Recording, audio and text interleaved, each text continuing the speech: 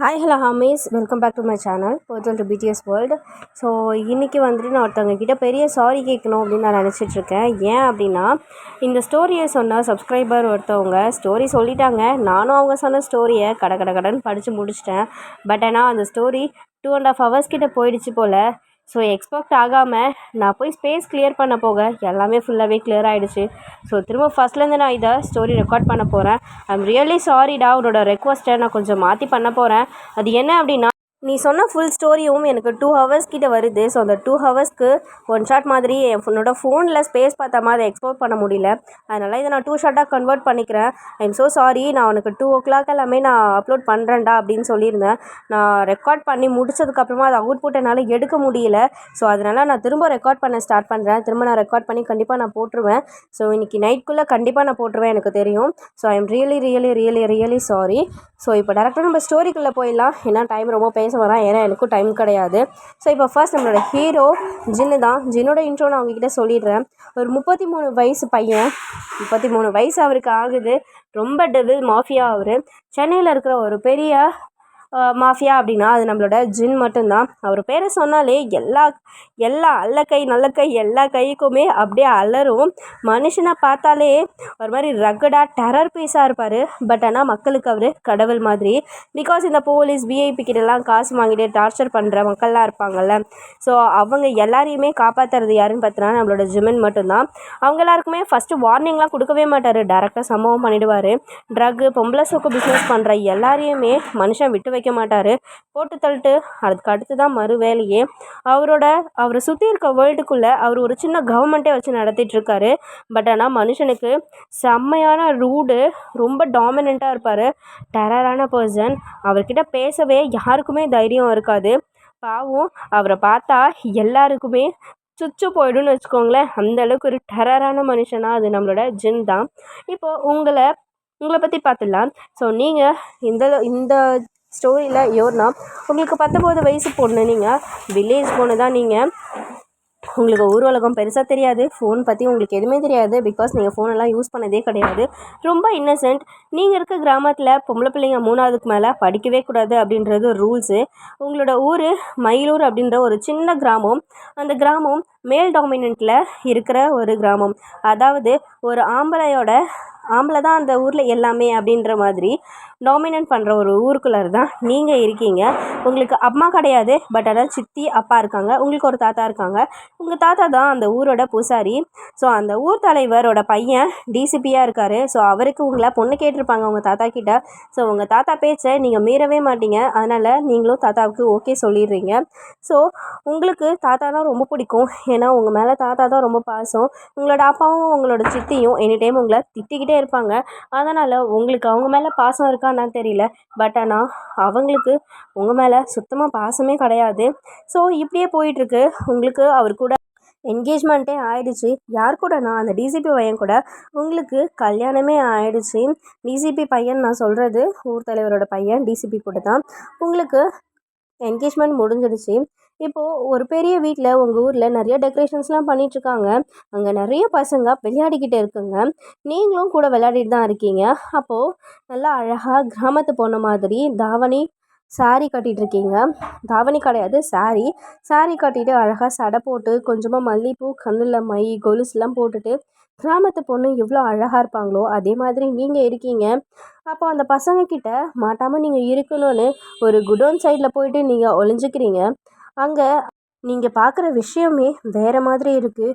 நீங்கள் அதை பார்த்ததுமே ஒரு மாதிரி ஷாக் ஆகிடுறீங்க. ஸோ அங்கே என்ன நடக்குது அப்படின்னா, உங்கள் ஃபியான்சி டிசிபி இருக்கார். ஸோ அவருக்கு முன்னாடி சேர் போட்டு ஒரு மனுஷன் நல்லா கெத்தாக உட்காந்துருக்காரு. அவர் கையில் ஒரு நைஃப் இருக்குது. அந்த நைஃப் உங்களோட ஃபியான்சியோட கழுத்துக்கிட்ட இருக்குது. நீங்கள் அதை பார்த்தோன்னே பயந்துடுறீங்க. ஸோ அப்போ அவர் சடனா அவரோட பாக்கெட்லேருந்து ஒரு கன்னை எடுத்து டிசிபி ஷோல்டரில் பாயிண்ட் பண்ணி ஒரு ஷூட் பண்ணுறாரு. அப்போது நீங்கள் கத்திக்கிட்டே உள்ளே ஓடி போகிறீங்க. ஓடி போய் டிசிபியை பிடிக்கிறீங்க. பிடிச்சிட்டு எல்லாரும் உங்களையே தான் பார்த்துட்ருக்காங்க. ஜின்னுக்கு உங்கள் மேலே இருந்த கண்ணை எடுக்கவே இல்லை. உங்களை அப்படியே ரொம்ப அழகாக மெஸ்மரைஸ் ஆகி பார்க்குறாரு. இவ்வளோ அழகான பொண்ணா அப்படின்ற மாதிரி உங்களை மெஸ்மரைஸ் ஆகி அந்த மனுஷன் பார்த்துட்டே இருக்காரு. ஸோ அப்போது நீங்கள் நீங்கள் என்ன பண்ணுறீங்க? என்னோடய புருஷனை என்ன பண்ணிகிட்ருக்கீங்க? அவர் என்ன பண்ணார்? எதுக்கு இப்படி பண்ணுறீங்க? அப்படின்னு சொல்லிட்டு நீங்கள் கத்துறீங்க.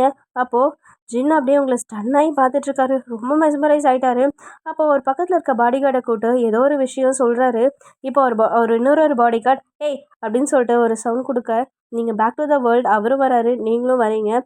ஐயோ மாமா, உங்களுக்கு என்ன ஆச்சு? ஐயோ பெருமாளே, என்னோட தாலிக்கு கல்யாணத்துக்கு முன்னாடியே ஒலை வச்சிருவான் போலையே அப்படின்னு சொல்லிட்டு நீங்கள் ஒரு குழந்த மாதிரி அழறீங்க. இது எல்லாத்தையுமே ஜின் அங்கேருந்து பார்த்துட்டே இருக்காரு. இப்போ டிசிபி உங்களை பார்த்துட்டு நீ ஏமா இங்கே வந்த? ஆமாம் வந்துட்டுருண்டா. நீ போ, நீ போ, நீ போயோ, நான் இங்கேருந்து நீ போயிடு, இவன் கையில் மாட்டிக்காத அப்படின்னு. அப்போது நீங்கள் ஐயோ மாமா, நான் உங்களை விட்டு போக மாட்டேன், உங்களுக்கு ஒன்றும் ஆகாது, இருங்க நான் போய் எல்லாரையும் கூட்டிகிட்டு வரேன் அப்படின்னு சொல்லிட்டு நீங்கள் போகிறீங்க. ஜின்னு உங்களே பார்த்துட்ருக்காரு. இப்போது ஜின்னு ஏய் என்னடா எப்படிலாம் காதல் நாடகம் நடத்திட்டு இருக்க? அடைச்சி இங்கே வாடி அப்படின்னு சொல்லிட்டு உங்களோட ஹேண்டை பிடிச்சி இழுத்து அவர் பக்கத்தில் நிற்க வைக்கிறாரு, டைட்டாக ஹோல்ட் பண்ணி. அப்போது டிசிபி டேய் அவன் மேலே கையை வச்ச உன்னை, அவனை கல்யாணம் பண்ணிக்க போகிற பொண்ணுடா, டேய் நீங்கள் என்னடா பண்ணுற அப்படின்ற மாதிரி கேட்குறாரு. இப்போது ஜின்னு உன்னால் பிடுங்க முடிஞ்சா இந்த பொண்ணை பிடுங்கிக்கோ, புரியுதா? இந்த அழகு சிலையை நான் இப்போ தூக்கிட்டு போகிறேன் அப்படின்னு சொல்லிட்டு அந்த இடத்துல இருந்து சொல்லிட்டு போகிறாரு. இப்போது டிசிபி டேய் அவன் பொண்டாட்டி ஆக போகிறாடா, அவளை நீ ஏன்டா இப்படி பண்ணுற, இதெல்லாம் பாவம்டா அப்படின்னு சொல்லிட்டு டிசிபி கத்துறாரு. அப்போது ஜின்னு ஐயோ சாமி, நான் ஒன்ன மாதிரி பாவி இல்லை, தமிழ் கலாச்சாரம் நல்லா தெரிஞ்ச பையன், அதான் இவளை தாலி கட்டியே தூக்கிட்டு போகிறேன், சரியா சொல்லும் எப்படின்னு சொல்லிட்டு உங்களை அவர் தாலி கட்டிட்டு அங்கேருந்து இழுத்துட்டு போகிறாரு. இப்போ நீங்கள் ஐயோ அட பாவி என்ன பண்ணிட்டேன், உனக்கு இதெல்லாம் அடுக்குமா அப்படின்னு சொல்லிட்டு நீங்கள் அவர்கிட்ட கையை போட்டு சிலும்பிகிட்டே இருக்கீங்க. அப்போது ஜின்னு ஏய் வாயை மூடு அப்படின்னு சொல்லிட்டு உங்களை பார்த்து ஒரு கற்று தான். நீங்கள் அப்படியே வாயை மூடிடுறீங்க, அமைதியாக ஆயிடுறீங்க. உங்களுக்கு ஒரே அழுகையாக வந்துட்டுருக்கு. இப்போது அந்த ரூமை விட்டு குடோனை விட்டு வெளியே வரீங்க. டிசிபியோட பாடி கார்ட்ஸாக இருக்கட்டும், இந்த ஊர் தலைவரோட பாடி கார்ட்ஸாக இருக்கட்டும், யாராலையுமே ஒன்றுமே பண்ண முடியல. ஏன்னா ஜின்னோட பாடி கார்ட்ஸ் அவங்க எல்லாரையுமே லாக் பண்ணிடுறாங்க. லாக் பண்ணதுனால ஒன்றுமே பண்ண முடியல. இப்போது உங்களோட தாத்தா மட்டும் ஜின்கிட்ட வந்துட்டு கேட்குறாரு, என்னோடய பேத்தியை விட்டுரு, என் பேத்தி என்ன தப்பு பண்ணியிருந்தப்பான்னு எனக்கு தெரியல, அவள் அப்படி பண்ண மாட்டா, அவளுக்கு ஒன்றுமே தெரியாத குழந்த மாதிரி, ப்ளீஸ் அவளை விட்டுரு, இப்படி பண்ணாத அப்படின்னு சொல்லிட்டு உங்கள் தாத்தாவோ ரொம்ப கெஞ்சுறாரு. யார்கிட்டையுமே காதிலே வாங்கிக்கவே இல்லை அந்த மனுஷன். அவர் மாட்டுட்டு உன்னை இழுத்துட்டு போயிட்டே இருக்காரு. உங்களுக்கு ரொம்ப கஷ்டமாக இருக்குது, நீங்கள் அழுதுகிட்டே வரீங்க. இப்போ உங்களை இழுத்துட்டு போயிட்டு காரில் மனுஷன் அப்படியே தொப்புன்னு போடுறாரு. நீங்கள் தொப்புன்னு விழுறீங்க. விழுந்த உடனேவே நீங்கள் திரும்ப அழ ஆரம்பிக்கிறீங்க. ப்ளீஸ் என்னை விட்டுரு விட்டுரு விட்டுருன்னு கத்திட்டே இருக்கீங்க. ஸோ ஜின்னு ஒரு கட்டத்துக்கு மேலே இரிட்டேட் ஆகிட்டு ஒரு கன் எடுக்கிறாரு. கன் எடுத்து காரில் கீழே பாயிண்ட் அவுட் பண்ண மாதிரி தடவை ஷூட் பண்ணுறாரு. ஸோ அந்த ஷூட் பண்ணுற சவுண்ட் கேட்ட உடனே நீங்கள் அப்படியே ஃபெயிண்ட் ஆகி அவர் மேலே விழறீங்க. விழுந்த உங்களையே ஜின் பார்க்குறாரு. அவருக்கு ஏதோ ஒரு மாதிரி ஃபீல் ஆகுது உங்களை பார்க்க. பட் ஆனால் அது என்ன ஃபீலுன்னு மனுஷனுக்கு சுத்தமாக தெரியல. ஸோ அந்த ஃபீலோடையே உங்களை பார்த்துட்டு திரும்ப அவர் பேக் டு த வேர்ல்டு வந்துட்டு ட்ரைவ் பண்ண ஸ்டார்ட் பண்ணுறாரு. இப்போ நேராக ஜிம்மோட மேன்ஷனுக்கு தான் அந்த வண்டி போகுது. ஸோ இப்போ அங்கே போனோடனே உங்களை இழுத்துட்டு உள்ளே போகிறாரு. ஸோ இப்போ நீங்கள் மயக்கத்தில் இருக்கிறதுனால உங்களுக்கு எதுவுமே ஃபீல் ஆகலை. இப்போ கொஞ்ச நேரம் அப்படியே ஸ்கிப் ஆகுது, நைட்டும் ஆகுது. இப்போ நீங்கள் லைட்டாக கண்ணை திறந்து பார்க்குறீங்க. ஒரு மைல்டான டார்க் ரூமில் இருக்கீங்க. உங்கள் முன்னாடி ஒரு ஷர்ட்லெஸ் மேன் நின்றுட்டு ஃபோன் பேசிகிட்டு இருக்காங்க. உங்களுக்கு யார் என்னன்றது உங்களுக்கு கன்ஃபார்ம் தெரியுது. ஏன்னா அவரோட வாய்ஸ் வச்சு நீங்கள் ரெகக்னைஸ் பண்ணிடுறீங்க. ஸோ அவனுக்கு தெரியாமல் போயிடணும் அப்படின்னு சொல்லிட்டு நீங்கள் மெதுவாக நடந்து போயிட்டு டோரோட நாபில் கையை வைக்கிறீங்க. அப்போ கரெக்டாக உங்களோட ஜிம்முக்கே கிராஸ் பண்ணி ஒராசி போய் ஒரு நைஃப் ஒன்று அந்த டோரில் ஹிட் ஆகுது. உங்களுக்கு அல்லு விட்டுடுச்சு, பயந்துட்டீங்க. ஸோ அப்படியே பொறுமையாக திரும்பி பார்த்தா உங்களை கரெக்டாக வாலில் பின் பண்ண மாதிரி ஒரு பர்சன் கிட்ட வந்து நிற்கிறாரு. கிட்ட வந்து நின்றுட்டு என்னடி தப்பிக்க பார்க்குறியா இங்கேருந்து அப்படின்னு சொல்லிட்டு உங்ககிட்ட கேட்குறாரு. இப்போ நீங்கள் சாமி தயவு செஞ்சு என்னை விட்டுரு ப்ளீஸ், நான் எந்த தப்பும் பண்ணலை, நான் வேற ஒருத்தரை கட்டிக்க போகிறேன், இப்படி பண்ணாத, இது ஒரு தப்பான விஷயம் அப்படின்னு சொல்லிட்டு நீங்கள் சொல்கிறீங்க. இப்போ ஜின் வாயை மூடிட்டு இருந்தா என்னோட டிமாண்ட்ஸ் முடிஞ்சதும் உன்னை நான் விட்டுருவேன், நீ எவனை வேணும்னாலும் போய் கல்யாணம் பண்ணிக்கோ, புரியுதா? அது வரைக்கும் இங்கே மூடிட்டு அமைதியாக பொலைட்டாக இருக்கணும் அப்படின்னு சொல்லிட்டு உங்ககிட்ட பேசுகிறாரு. நீங்கள் எதுவுமே பேசலை, பயந்துடுறீங்க. பயந்துட்டு இங்கே பார், நான் சொன்ன மாதிரி என்னோடய டிமாண்ட்ஸ் முடிகிற வரைக்கும் நீ அமைதியாக இரு, அப்படி இல்லைன்னா அவன் பண்ண வேண்டியதை எல்லாத்தையும் நான் பண்ணிவிடுவேன், இவ்வளோ தூரம் பண்ண தெரிஞ்சவனுக்கு இதை பண்ண தெரியாதுன்னு கிடையாது அப்படின்ற மாதிரி சொல்லிகிட்டே இருக்காரு. அப்படியே சொல்லிவிட்டு உங்களோட ஹிப்பு ஐஸு அப்படின்னு சொல்லிட்டு பார்க்குறாரு. அவருக்கு என்னமோ தோணுது. டக்குன்னு நீங்கள் சி என்ன பண்ணுற, என்ன சொல்லிட்டு இருக்க அப்படின்ற மாதிரி யோசிக்கிறீங்க. வா போகலாம் அப்படின்னு சொல்லிட்டு கையை பிடிச்சி இழுக்கிறாரு. நீங்கள் வரலை. ஸோ அவருக்கு வேறு வழி இல்லாமல் உங்களை என்ன பண்ணுறாருன்னா அப்படியே லிஃப்ட் பண்ணுறாரு பிரைடல் ஸ்டைலில். அப்போது உங்களோட சாரீ அந்த டோர் நாபில் அப்படியே மாட்டிக்குது. மாட்டிட்டு அவர் இழுக்கிற ஃபோர்ஸில் உங்களோட சாரீ அப்படியே கலண்டு ஃபுல்லாகவே கீழே விழுது. ஸோ அதை பார்த்த மனுஷனுக்கு ஒரு மாதிரி ஆயிடுறாரு. ஏன்னா அவரும் ஷர்ட்லெஸ்ஸாக இருக்கார், நீங்களும் வெறும் ப்ளவுஸ் அண்ட் ஸ்கர்ட் மட்டும்தான் இப்போ போட்டிருக்கீங்க. ஸோ அதை பார்க்க உங்களுக்கு ஒரு மாதிரியாக இருக்குது, அவருக்கும் ஒரு மாதிரி ஃபீல் ஆகுது. பட் ஆனால் அப்போ பார்த்ததை விட இப்போ ரொம்ப அழகாக இருக்க மாதிரி தோணுது. ஏன்னா அதே கண்ணையும் நோசையுமே அந்த மனுஷன் அப்படி பார்த்துட்டு இருந்தார். இப்போது கண், நோஸு, லிப்ஸு அப்படியே கொஞ்சம் கொஞ்சமாக கீழே உங்களை பார்க்குறாரு. ஸோ அவருக்கு என்னமோ மாதிரி தோணுது. அப்போ நீங்கள் சி என்னடா பண்ணுற, என்னை விடு விடு அப்படின்னு நீங்கள் கத்துறீங்க. ஸோ திரும்ப அவரோட சுயநினைவுக்கு வந்துடுறாரு. ஸோ வந்துட்டு இங்கே பார், அமைதியாக உட்காரு, இல்லைன்னு வச்சுக்கோ இதுக்கு மேலேயும் என்னால் போக முடியும். இவ்வளோ தூரம் உன்னை ஒத்து பார்த்தவனால எதுவும் செய்ய முடியாதுன்னு நினைக்காத. நீ சின்ன பொண்ணு அப்படின்றதுனால உன்னை நான் சும்மா விடுறேன், மூடிட்டு இருக்கிறோம் அப்படின்ற மாதிரி சொல்கிறாரு. இப்போ நீங்கள் காலை கட்டிட்டு ரொம்ப அழுதுகிட்டே இருக்கீங்க. இப்போ அவரும் போயிட்டாரு. நீங்கள் சுத்தமாக சாப்பிடாமல் இருக்கீங்கன்னு சொல்லிட்டு சாப்பாடு எடுத்துகிட்டு வராரு. நீங்கள் எனக்கு சாப்பாடு வேண்டாம், என்னை விடு ப்ளீஸ், நான் எப்படியோ போகிறேன், என்னை விடு அப்படின்ற மாதிரி நீங்கள் அவர்கிட்ட முரடு பிடிச்சிட்டே இருக்கீங்க. ஸோ இப்போ நீ இங்கே சாப்பிடலான்னா உன்னோட ஃபியான்சியும் அங்கே இருக்க மாட்டான், உன்னோட மாமனாருன்னு சொல்லிட்டு அந்த ஊர் தலைவன் இருக்கான்ல அவனும் இருக்க மாட்டான். எப்படி இப்போ நீ சாப்பிட்றியா இல்லை அவனை போட்டு தள்ளட்டுமா அப்படின்ற மாதிரி உங்ககிட்ட மிரட்டுறாரு. நீங்களும் வேறு வழி இல்லாமல் தன்னோட ஃபியான்சியை காப்பாற்றணும் அப்படின்ற ஒரே காரணத்துக்காக நீங்களும் என்ன பண்ணுறீங்கன்னா சாப்பிட்றீங்க. உங்களுக்கு எப்போவுமே சாப்பிட்றன்ற விஷயமே பிடிக்கிறது கிடையாது. ஏன்னா நம்மளுக்கு கம்ஃபர்டபுளாக இருக்காத இடத்துல நம்மளால் எதுவுமே செய்ய முடியாது. ஸோ நீங்கள் அப்படி தான் இருக்கீங்க. நீங்கள் இப்போது சாப்பிடாம இருந்து மிரட்டி சாப்பிட வைக்கிறாரு. இப்போ கொஞ்சம் நேரம் கழித்து வந்து பார்க்குறாரு, நீங்கள் ஒரு குழந்த மாதிரி அப்படியே அழுதுகிட்டே தூங்கி இருந்திருப்பீங்க. உங்களை பார்த்த உடனே கொஞ்சம் கஷ்டமாக இருக்குது. ஸோ ரொம்ப ஃபீல் பண்ணுறாரு. பட் அந்த ஃபீலை டக்குன்னு சேஞ்ச் பண்ணிவிட்டு இவளை பார்க்கும்போது மட்டும் ஏன் நமக்கு இந்த மாதிரி ஃபீல் ஆகுது அப்படின்ற மாதிரி போயிடுறாரு. இப்போ அப்படியே கொஞ்ச நாள் போகுது. நீங்கள் அவரோட ரூமில் தான் தூங்குவீங்க. ஏன்னா நீங்கள் எஸ்கேப் ஆகிடக்கூடாது அப்படின்றதுக்காக அவர் எப்போவுமே அவரோட ரூமில் தான் உங்களை தங்க வச்சுக்குவார். ஸோ இப்போ ஸ்டார்டிங்கில் நீங்கள் ரொம்ப பயந்தீங்க. இப்போ நீங்கள் பயப்படுறது கிடையாது. ஏன் அப்படின்னா அவர் உங்ககிட்ட தப்பாலாம் நடந்துக்க மாட்டார். ஸோ நீங்கள் அப்படி பண்ண மாட்டார் அப்படின்றதுனால கொஞ்சம் சேஃபாக ஃபீல் பண்ண ஆரம்பிக்கிறீங்க. அதுவும் இல்லாமல் நீங்கள் ரொம்ப முரண்டு பிடிச்சிங்கன்னா அவர் என்ன வேணால் பண்ணிவிடுவேன்னு சொன்னதுனால உங்களுக்கு வேறு வழி இல்லாமல் நீங்கள் கொஞ்சம் அமைதியாக இருக்கீங்க. இப்போ திடீர்னு உங்களுக்கு நிறையா ஹாஃப் சாரீஸ் மெய்ட் எடுத்துகிட்டு வந்து கொடுக்குறாங்க. உங்களுக்கு ஒன்றுமே புரியல, அதே மாதிரி ஆச்சரியமாகவும் இருக்குது. ஏன்னா அது எல்லாமே பியூர் சில்க் காட்டன். ஸோ அதை பார்க்கும்போது ரொம்ப காஸ்ட்லின்றது உங்களுக்கு தெரியுது. ஃபஸ்ட்டு நீங்கள் ஹெசிடேட் ஆனாலும் நீங்கள் வாங்கிக்கிறீங்க. ஏன்னா உங்கள்கிட்டயே வேறு ட்ரெஸ் கிடையாதுல்ல, ஸோ வாங்கிக்கிறீங்க. அவரோட வீட்டில் ஒரு குட்டி பப்பி இருக்குது. அந்த பப்பி கூட தான் நீங்கள் எப்போவுமே விளையாடிட்டு இருப்பீங்க. ஸோ நீங்கள் விளையாடும்போது ஜின் பார்ப்பாரு, அவருக்கு ரொம்ப பிடிக்கும்.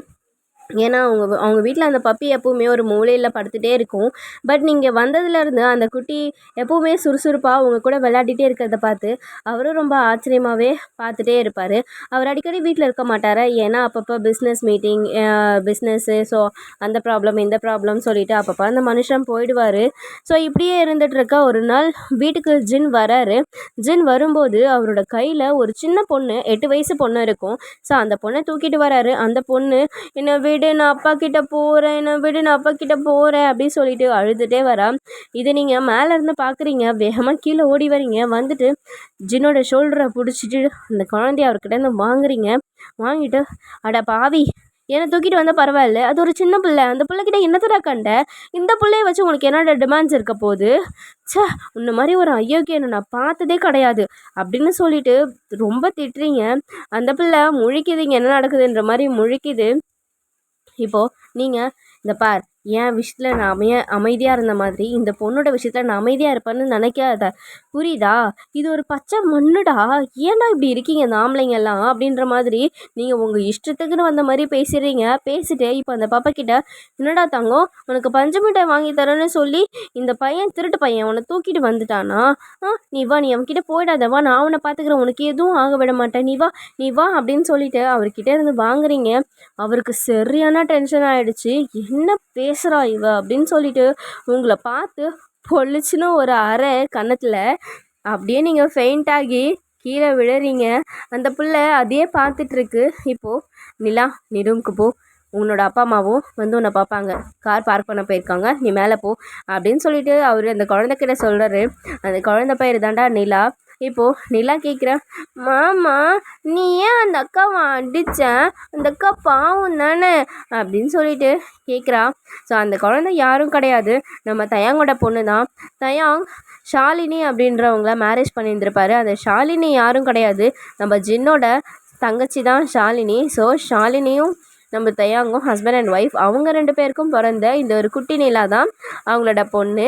ஸோ அவரை தான் அவங்க கார் பார்க் பண்ண போயிருந்திருப்பாங்க. ஜின் வாசலில் நின்னதுனால ஜின்கிட்ட அந்த பேபியை கொடுத்துட்டு போயிருந்திருப்பாங்க. ஸோ அதனால தான் அவர் அந்த பேபி தூக்கிட்டு உள்ளே வந்திருப்பார். இது தெரியாத நீங்கள் அவர் என்னென்னமோ பேசியிருப்பீங்க, அதனால தான் உங்களுக்கு பொல்லுட்டுன்னு ஒரு அறை விழுந்திருக்கும். இப்போது நீங்கள் அப்படியே ஃபெயிண்ட் ஆகி கிடக்குறீங்க. அந்த இடத்துல இப்போது யார் வரானா, நம்ம ஷாலினியும் தயாங்கும் வராங்க. உங்களுக்கு காதல் மேலெலாம் நம்பிக்கை சுத்தமாக கிடையாது, ஆனால் அவங்களோட ப்ரெசன்ஸ் அவருக்கு ரொம்பவே பிடிச்சிருக்கு. ஆனால் அதை வந்து இக்னோர் பண்ணுறாரு. ஏன்னா அவரால் அதை புரிஞ்சிக்க முடியாமல் அவர் அதை இக்னோர் பண்ணிகிட்ருக்காரு. இப்போது ஷாலினியும் நம்ம டேவும் உள்ளே வராங்கன்னு சொல்லியிருந்திருப்பேன். அப்போது ஷாலினி உங்களை பார்த்துட்டு, அண்ணா யார் இந்த பொண்ணு, இந்த பொண்ணு பார்க்க நல்லா கிராமத்து பொண்ணு மாதிரி இருக்குது அப்படின்னு சொல்லிட்டு கேட்குறா. இப்போது நீங்கள் உங்களை பற்றி ஜின் சொல்கிறாரு, அது உனக்கு இப்போ சொன்னால் புரியாதும்மா, நீ இப்போ தானே வந்த, நீ போய் உள்ளே ரெஸ்ட் எடுப்போ அப்படின்னு சொல்லிட்டு கண்ணை காமிக்கிறாரு. உடனே தயாங் வந்த உடனே அண்ணன் பாசத்தை அப்படியே பொழிவியே, போ உள்ளே போ அப்படின்னு சொல்லிட்டு அவரும் உள்ளே அமுச்சு விட்டுறாரு. இப்போது தயாங், டேய் ஜின்னு, அந்த டிசிபி மசீரானா இல்லையா, கம்யூனிட்டி பையன் வளர்னானா இல்லையாடா, உண்மையை சொல்லுவானா மாட்டானா அவன்? இல்லைடா, லாரி எங்கே இருக்குன்னு சொல்லவே மாட்டேங்கிறான், இன்ஃபர்மேஷன் கொடுத்தவங்களுக்கும் லாரி எங்கே இருக்குன்னு தெரியல அப்படின்னு சொல்லிட்டு சொல்கிறான். அந்த பொண்ணு தூக்கி மாடா அவன் இன்னும் எதுவும் சொல்லலை. அவன் என்ன ஆமர காதலா பண்ணா? அப்போல்லாம் எதுவும் இல்லை, அந்த பொண்ணை ஆசைக்கு கட்டிக்கிட்டு தூக்கி போட்டலான்னு நினச்சான். ஆனால் நீ போய் இப்படி தூக்கி வந்துட்ட, அப்போ எதுவும் இந்த டீலை பற்றி அவன் வாயை திறப்பான்னு நீ நினைக்கிறியாடா அப்படின்னு சொல்லிட்டு கேட்குறாரு. இப்போது ஜின்னு, இல்லைடா, அவனுக்கும் அவன் அப்பனுக்கும் ஃபஸ்ட் ப்ரியாரிட்டி அவனோட ஜாதி மதம் தான். அவங்க ஜாதி மக்கள்கிட்ட அவனுங்க மெயின்டைன் பண்ணுற இமேஜை காப்பாற்றிக்கினா மட்டும்தான் அவனுங்க சேஃபாக இருப்பானுங்க. ஸோ அதனால் நான் வேறு கல்யாணம் பொண்ணை வீட்டில் இருந்தே கல்யாணம் பொண்ணை தூக்கியிருக்கேனா, கண்டிப்பாக அந்த இமேஜை பாதுகாக்கணும் அப்படின்றதுக்காகவே யோனாவை தூக்கிறதுக்கு அவங்க வருவானுங்க. அதனால தான் அவளை நான் இப்படி அடைச்சி வச்சுருக்கேன். நான் கொஞ்சம் ஓவராக பண்ணிட்டேன், தாலி கட்டி தூக்கிட்டு வந்திருக்கக்கூடாது, பட் அந்த பொண்ணு யாரும் தப்பாக பேசிடக்கூடாதுன்றதுக்காக நான் தூக்கிட்டு வந்தேன். சரி, இப்போ நீ கல்யாணம் பண்ணி தூக்கிட்டு வந்துட்டேன், நாளைக்கு கண்டிப்பாக அந்த பொண்ணோட கற்பை பற்றி யாரும் தப்பாக பேச மாட்டாங்கன்னு நீ நினைக்கிறியா? ஏன்னா சும்மா கூட்டிகிட்டு வரல, நீ தாலி கட்டி கூட்டிகிட்டு வந்திருக்க, கொஞ்சம் யோசி அப்படின்னு சொல்கிற மாதிரி சொல்லிவிட்டு தயவங்க அந்த இடத்துலேருந்து போயிடுறாரு. பட் ஆனால் நம்மளோட ஜின் அதை பற்றி யோசிக்கிற மாதிரியான ஐடியாவே அவருக்கு கிடையாது. இப்போது தயவங்க கேட்குறாரு, சரி உன் தங்கச்சிக்கிட்ட என்னடா சொல்கிறது, உள்ளே போனவுடனே என் உசுரை வாங்குவா நொய்யின்னு, உண்மையாக சொல்லு மச்சான், நம்மளை பற்றி தான் அவனுக்கு எல்லாமே தெரியுமே, கொஞ்சம் பொறுமையாக எடுத்து சொல்லு, ஏன்னா இது பொண்ணு விஷயம்ல. சரிடா மச்சான், குட் நைட் அப்படின்னு சொல்லிகிட்டே போயிடுறான். இப்போது நெக்ஸ்ட் டே மார்னிங் நீங்கள் முழிக்கிறீங்க, உங்கள் பக்கத்தில் நிலா பாப்பா தான் படுத்துட்ருக்கா. ஸோ அவள் உங்களை பார்த்துட்டு, ஹாய் ஆண்டி, குட் மார்னிங், எங்கள் ஜின் மாமா உங்களை ரொம்ப அடிச்சிச்சா, நான் அதை நைட்டு பிடிச்சி கச்சிட்டேன், நீங்கள் ஃபீல் பண்ணாதீங்க அப்படி சொல்லிவிட்டு அந்த குழந்தை அவகிட்ட எல்லாத்தையுமே சொல்லுது, உங்ககிட்ட எல்லாத்தையும் சொல்லுது. நீங்கள் ஒன்றுமே புரியாமல் முழிச்சு பார்க்குறீங்க. ஸோ கொஞ்சம் நேரம் கழித்து ஷாலு அங்கே வரா. ஷாலு வந்து எழுந்திரிச்சிட்டாயோன்னா, சரி இந்தா இது காஃபி, நீ குடிச்சிட்டு ஃப்ரெஷ்அப் ஆகிட்டு வா, நம்ம கீழே வந்துட்டு நான் டிஃபன் பண்ணி வச்சுருக்கேன், நம்ம டிஃபன் சாப்பிட்லாம் அப்படின்ற மாதிரி சொல்கிறாங்க. உங்களுக்கு இது புதுசாக இருக்குது, ஏன்னா அந்த வீட்டில் நீங்கள் மட்டுமே இருந்துருப்பீங்க. பட் இப்போ உங்கள் கூட இன்னொரு குழந்தையும் இன்னொரு பர்சன் வந்திருக்காங்க, அவங்களோட கேரிங் உங்களுக்கு பிடிச்சிருக்கு, நல்லா நிம்மதியான ஃபீல் பண்ணுறீங்க. பட் இருந்தாலும் நீங்கள் உங்களோட வீட்டை மிஸ் பண்ணுறீங்க, உங்கள் ஊரை மிஸ் பண்ணி அப்பப்போ அழறீங்க. நீங்கள் அழும்போதெல்லாம் அவங்க வந்து உங்களை கம்ஃபர்ட் ஜோனில் கொண்டு போகிறாங்க. இப்போது டேஜும் நம்மளோட ஜின்னும் மோஸ்ட்லி வீட்டில் இருக்க மாட்டாங்க, அவங்க அவங்களோட ப்ராசஸ்க்கு கிளம்பிடுவாங்க, அவங்களோட வேலைகள் நிறையா இருக்கும்ல, ஸோ கிளம்பிடுவாங்க. ஒரு நாள் நீங்களும் நிலாவும் ஓடி பிடிச்சி விளையாடிட்டுருக்கீங்க. அப்போது நீங்கள் துரத்திட்டு போகிறீங்க, நிலா ஓடுறா, நிலா உங்களை துரத்துறா, அதே மாதிரி மாறி மாறி விளையாடிட்டே இருக்கீங்க. இப்போது கடைசியாக நீங்கள் ஓடி போய் ஒளியிறீங்க ஒரு இடத்துல, கரேஜ் கிட்ட ஓடுறீங்க. அப்போது நிலா ஒரு ஸ்டேஜில் ஸ்டாப் ஆகிடுறா. நீங்கள் அந்த இடத்த சுற்றி பார்க்குறீங்க, யாரோ அழற சவுண்ட் கேட்குது, யார் இதை அழுதுட்ருக்கா அப்படின்ற மாதிரி பார்த்தா அங்கே ஒரு சின்னதாக டோர் தெரியுது. நீங்களும் அந்த டோர்கிட்ட மெதுவாக போகிறீங்க. ஸோ அந்த டோர்கிட்ட ஓப்பன் பண்ணும்போது ஜன்னல் ஒரு டோர் ஒன்று தெரியுது. சின்னதாக ஒரு விண்டோ ஒன்று தெரியுது. ஸோ அந்த விண்டல் வழியாக பார்த்தா அங்கே ஒரு 100 பொண்ணுங்க கிட்ட நின்றுட்டுருக்காங்க. ஸோ அழுதுட்ருக்காங்க. அதுக்கு முன்னாடி ஜின் நின்றுட்டுருக்காரு. ஸோ அவங்க எல்லாருமே பார்க்கறதுக்கு ரொம்ப அழறாங்க. ரொம்ப அவங்கள யாரோ போட்டு அடித்து துன்புறுத்தின மாதிரி இருக்காங்க. ஸோ இதோட இந்த பார்ட்டை நான் முடிஞ்சுக்கிறேன். ஸோ இதில் செகண்ட் பார்ட் கண்டிப்பாக வரும். ஸோ சாரி, ஏன்னா நீங்கள் ஒரே ஒரு ஒன் ஷாட்டாக நீங்கள் இதை சென்ட் பண்ணியிருந்தீங்க. பட் என்னால் இதை வந்து 2 ஷாட்டாக தான் போட முடியுது. ஸோ நான் உடனே இப்போ செகண்ட் பார்ட்டை அப்லோட் பண்ணிடுறேன். நீங்கள் இதை கேட்டுகிட்டே இருங்க. கண்டிப்பாக செகண்ட் பார்ட் நான் அப்லோட் பண்ணிவிடுவேன். ஸோ 2 ஷாட்டாக ஒரே நாள்லேயே அப்லோட் பண்ணுறேன். ஸோ இதை நான் ஃபர்ஸ்ட்டே சொல்லியிருக்கணும். பட் நான் இதை லாஸ்ட்டாக சொல்கிறேன். இந்த ஸ்டோரியை வந்துட்டு நம்மளோட சப்ஸ்கிரைபர் ஆனவங்க, அவங்க பேர் தாய்க்கிழவின்னு மென்ஷன் பண்ண சொல்லியிருந்தாங்க. இது அவங்களோட ஃப்ரெண்ட் மதுவுக்கு இதை பர்த்டே சர்ப்ரைஸாக இதை வந்து டெடிகேட் பண்ணுறாங்க. ஸோ இதை ஃபுல் ஸ்டோரி அவங்க தான் சொல்லி எனக்கு கொடுத்துருந்தாங்க. இதை நான் மார்னிங் அப்லோட் பண்ண வேண்டியது. ஐ எம் ரியலி சாரி. இது என்னோட மிஸ்டேக்கும் ஃபோனோட மிஸ்டேக்கு தான். நான் இதை அகெயின் இந்த ஸ்டோரியை திரும்ப ரெக்கார்ட் பண்ணுறேன். So I am really sorry. என்னோட சப்ஸ்கிரைபரான மது, உங்களுக்கு many more happy returns of the day. என்னோட சார்பாகவும் நம்மளோட ஆர்மி சார்பாகவும் உங்களுக்கு எங்களுடைய பிறந்தநாள் வாழ்த்துக்கள். So hope you like it. Sarange Amis. Tata bye bye.